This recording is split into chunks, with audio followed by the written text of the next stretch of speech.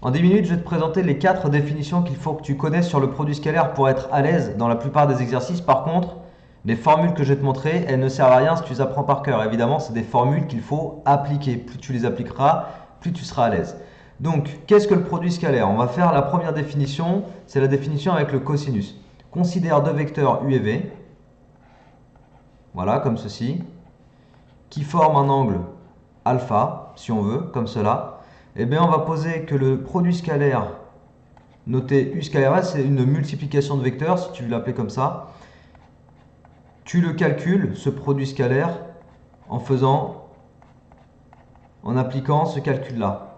Donc, norme de u, c'est-à-dire la longueur du vecteur u, fois norme de v, fois le cosinus de l'angle alpha formé entre les deux vecteurs. Ok? Voilà la première façon d'appréhender ce qu'est un produit scalaire. Alors avec cette définition, regarde, on va dire deux petites choses, ou trois même. C'est que si tu es avec un angle alpha qui vaut 0 degré, ok? Alors, dans ce cas-là, le cosinus de alpha, bah, ça devient égal au cosinus 0, du coup, dans ce cas-là, et c'est égal à 1. Du coup, tu te retrouverais avec u scalaire v égale norme de u fois norme de v. Donc le produit scalaire, tu obtiens un nombre. Hein. À la fin, tu obtiens un résultat, c'est un nombre. Ok.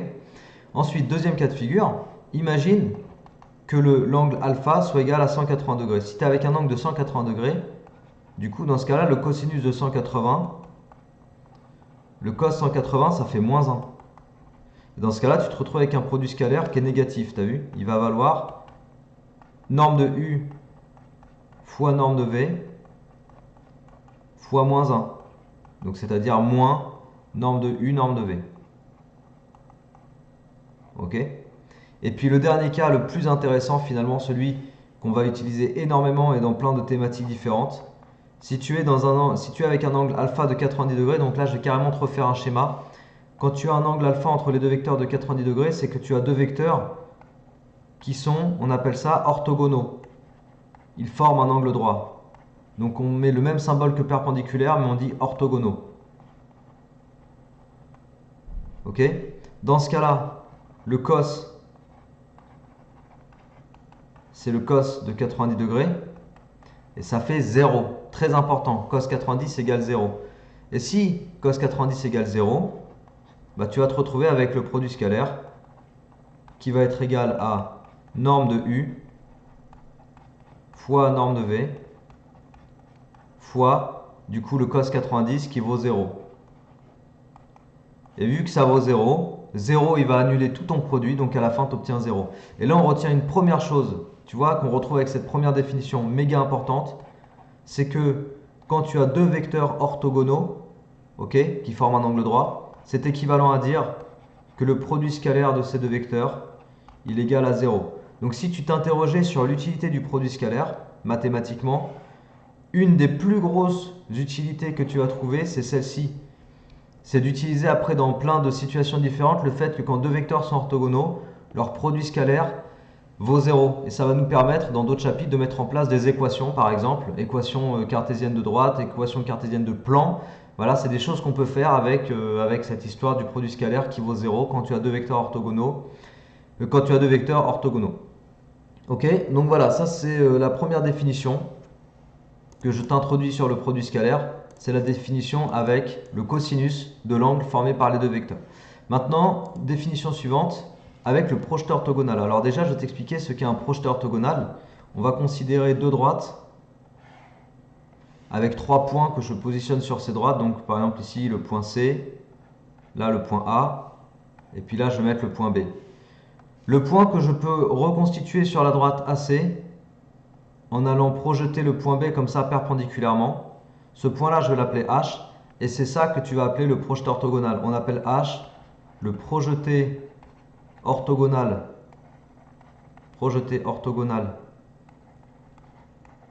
de B sur la droite AC. Ok? Regarde ce qui va me permettre de faire ce projeté orthogonal. Un truc méga pratique. Donc le produit scalaire entre AB et AC.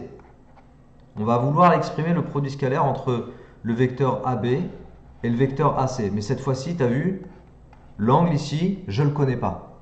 Ok, je ne connais pas l'angle et je ne vais pas l'utiliser. Donc je ne vais pas utiliser la définition 1. AB scalaire AC, eh bien regarde ce que je vais faire. Le vecteur AB, tu vois ton vecteur AB là, je vais le décomposer en AH plus HB. On est ok? Donc AB, je le décompose AH plus HB. Ça s'appelle de la relation de Chasles.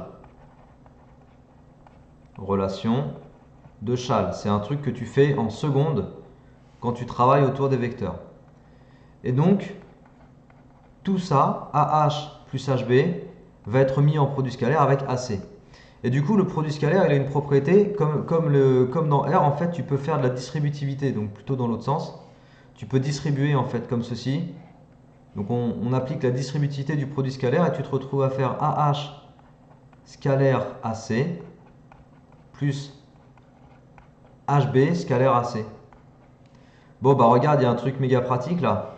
HB scalaire AC. T'as vu, AC, il est comme ça. T'as vu, HB, il est comme ça. Et les deux vecteurs forment un angle droit. Qu'est-ce qu'on a dit dans la première définition? Quand tu as deux vecteurs qui forment un angle droit, donc qui sont orthogonaux, leur produit scalaire vaut 0. Bah regarde, HB scalaire AC, ça dégage. Tout simplement. Et du coup, ce qui va te rester dans la formule, c'est AH scalaire AC. Attends, c'est pas fini. Tu vois que AH et AC, ils forment un angle de 0 degré. Tu les vois, tes deux vecteurs? Si tu veux, je les trace pour que tu t'en rendes compte. Là, tu as le vecteur AH, comme ça. Et puis par-dessus, tu as le vecteur AC. Donc tu vois, ils forment un angle de 0 degré. Ben, je t'ai dit dans la partie précédente, ici, que quand tu as un angle qui fait 0 degré, le produit scalaire, c'est juste la multiplication des normes. Voilà. Et bien là, en fait, le produit scalaire AH par AC, ça va juste te faire longueur de AH, donc c'est AH tout court, multiplié par la longueur de AC, c'est-à-dire AC tout court. Parce que le cos 0 égale à 1. Donc voilà, en fait, avec le projeteur orthogonal, tu trouves cette définition-là du produit scalaire. En fait, ça te donne une définition du produit scalaire par une multiplication de longueur. Ok? Donc pour pouvoir utiliser cette définition-là du produit scalaire, il faut évidemment que tu connaisses les longueurs de chaque segment en fait. Donc dans un exercice, si tu n'as que des longueurs, ce sera possible, et donc un projeteur orthogonal, ce sera possiblement cette définition que tu vas être amené à utiliser. Ok? Donc voilà, ça c'était la deuxième définition avec le projeteur orthogonal. Troisième définition du produit scalaire avec les coordonnées, mais là il faut que je te dise qu'on se situe avec cette définition dans un repère orthonormé. Et cette définition, ça va être finalement la plus utilisée parce que la plus pratique en fait à utiliser. Si tu es dans un repère orthonormé et que tu as un vecteur u de coordonnées x, y et un vecteur u', un vecteur v pardon, de coordonnées x', y', alors tout simplement u scalaire v, ça va être égal à x fois x' plus y fois y'. Ok? Donc voilà, cette définition elle est majeure. Encore une fois, c'est celle qu'on va le plus utiliser et c'est celle qui est le plus simple à manipuler en vérité. Mais il faut que tu sois en repère orthonormé et il faut que tu connaisses les coordonnées de tes vecteurs. Dernière définition, alors pour la dernière définition, je vais te montrer une propriété, enfin te donner une propriété qu'on appelle le carré scalaire. Tu vois, si tu fais u scalaire u, ça te donne quelque chose qui va te faire penser au carré avec les nombres réels, mais c'est le carré scalaire, c'est u au carré en fait. Et u au carré, ça te fait quoi? Bah, ça te fait norme de u fois norme de u, en gros. Parce que le cosinus entre u et u, enfin, l'angle pardon, entre u et u, c'est 0, donc cos 0, ça fait 1. Ok? Donc voilà, le carré scalaire. Le carré scalaire, on va l'utiliser parce que regarde ce qu'on va faire. Je vais te proposer d'aller travailler autour du vecteur u plus v au carré. Tu vois, u plus v, c'est un vecteur, c'est une somme de vecteurs, u plus v. Et je place cette somme de vecteurs, je la mets au carré. Donc u plus v au carré, tu vas te retrouver avec quoi? Si tu développes, tu vas te retrouver avec u carré plus 2u scalaire v. C'est comme une identité remarquable, hein, c'est pareil. Plus v carré. Ça va ça? Et u plus v au carré, c'est quoi? D'après ce que je t'ai introduit au-dessus sur le carré scalaire, bah, c'est la norme de U plus V au carré, ok? J'utilise cette propriété. Donc en fait, U plus V au carré, on est en train de l'exprimer de deux façons différentes. Une façon avec l'histoire du carré scalaire que je t'ai montré juste au-dessus, et une autre façon en utilisant une identité remarquable. Très facile. Alors du coup, on va obtenir cette relation-là. Donc U au carré, c'est norme de U au carré. 2U scalaire V, bah, tu le gardes tel quel. Et V au carré, c'est la norme de V au carré. Bon, bah maintenant, je te propose qu'on isole. On isole 2U scalaire V. T'es OK? Donc 2U scalaire V, on va le laisser tout seul à droite. Et à gauche, du coup, on va avoir norme de U plus V au carré, moins norme de U au carré, moins norme de V au carré. Donc j'ai soustrait les normes de U et V au carré. Ok. Maintenant, si je veux isoler U scalaire V tout seul, je vais diviser par 2. Donc je divise par 2 tout le membre de gauche du coup.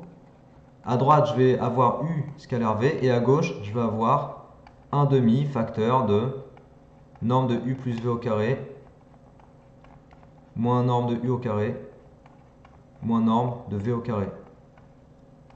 Et voilà, et ça te donne une autre définition du produit scalaire entre deux vecteurs U et V. Donc ça, c'est quand tu connais les normes. Donc après, dans les exercices, pour appliquer ça, il faut faire des exos parce que retenir cette formule par cœur, c'est juste impossible. On peut la retrouver très facilement, comme je viens de te le faire, donc entraîne-toi déjà à la retrouver, ce sera déjà pas mal. Je vais t'en montrer une dernière, c'est U moins V au carré, parce qu'on utilise aussi U moins V au carré. Mais tu vas voir, c'est le même topo. Donc ça te fait U au carré moins 2U scalaire V plus V au carré. Du coup, ça te fait norme de U moins V au carré égale norme de U au carré moins 2U scalaire V plus norme de V au carré. Ok. Maintenant, je vais isoler ce morceau-là. Donc, je vais l'ajouter des deux côtés. Comme ça, à gauche, il passe en 2U scalaire V. Et puis après, tu vas avoir dans le membre de droite norme de U au carré plus norme de V au carré moins norme de U moins V au carré. Et tu n'as plus qu'à diviser par 2 et tu obtiens la même chose que ce que j'ai fait avec U plus V, sauf que cette fois-ci, c'était U moins V. Et ça te donne une dernière définition du produit scalaire, en gros. Voilà, c'est-à-dire tout ça. Ok, donc en fait ici, je t'ai montré comment retrouver les définitions du produit scalaire. Maintenant, il faut que tu saches les appliquer. Donc encore une fois, pas la peine d'apprendre tout ça par cœur, ça servira à que dalle, mais vraiment que dalle. Il faut que tu saches appliquer tes propriétés du produit scalaire. Mais sache que tu vas travailler principalement avec ces 4 façons de définir le produit scalaire. Ok, donc tu vois, c'est assez cool. Finalement, quand on voit les choses comme ça paraît easy. Donc après, tu n'as plus qu'à aller les manipuler sur des vrais exercices. Ok? Allez, je te laisse là, j'espère que ça t'a plu. N'hésite pas à t'abonner à ma chaîne si tu n'es pas abonné. Comme ça, tu as toutes les vidéos au fur et à mesure. Et puis surtout, n'hésite pas non plus à partager mon travail. À la prochaine, ciao!